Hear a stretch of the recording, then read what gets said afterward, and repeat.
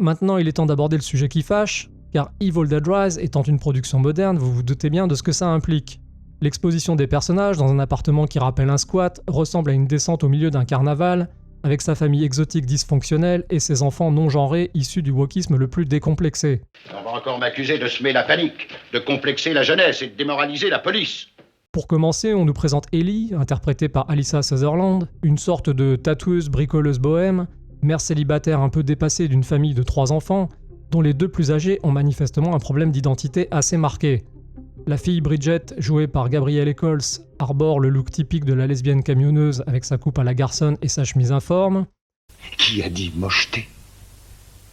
Je veux savoir. Quant à Danny, jouée par Morgan Davis, c'est un jeune minet efféminé qui semble sortir directement de chez Tony and Guy. Tu dois te demander si je suis un homme. Une particularité de cet acteur apparemment, dont le personnage dans One Piece n'est pas très différent si on omet la paire de lunettes. Seule la petite dernière, Cassie, interprétée par Nell Fisher, semble avoir connu un développement normal, même si on peut s'étonner quelque peu de la voir décapiter ses poupées. La scène fait directement référence aux Aliens de James Cameron et au personnage de Newt, dont la seule amie est une tête de poupée sans corps nommée Casey. Ce n'est pas une mauvaise influence, même si Evil Dead Rise va en abuser et ira jusqu'à emprunter au film son rebondissement final. Je sais ce que j'ai vu. Me prenez pas pour un con, hein. Ceci étant dit, on nous explique ensuite que le père s'est barré et bien malin qui peut dire si les enfants sont comme ça parce qu'il est parti ou s'il est parti parce qu'ils étaient comme ça. Quoi qu'il en soit, vu le chantier, on a du mal à lui en vouloir. D'ailleurs, il n'est pas le seul à en avoir marre de toute cette idéologie puisque cette petite famille est ensuite rejointe par Beth, la sœur d'Ellie, jouée par Lily Sullivan, une roadie technicienne guitare qui elle aussi a été larguée par son mec. Ça ne s'invente pas. Bravo.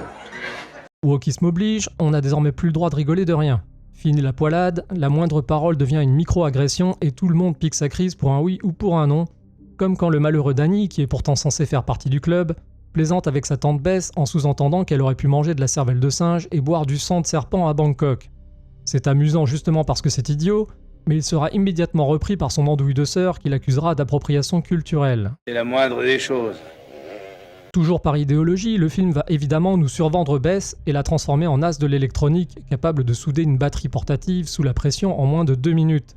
C'est une facilité de scénario mise en place pour nous montrer qu'elle est débrouillarde et inventive, mais la scène ne passe pas du tout dans cet environnement encore très réaliste, là où la construction du bras tronçonneuse de Ash fonctionnait très bien avec un personnage et un univers proche du cartoon. Vraiment, ils se foutent de nous à la télé.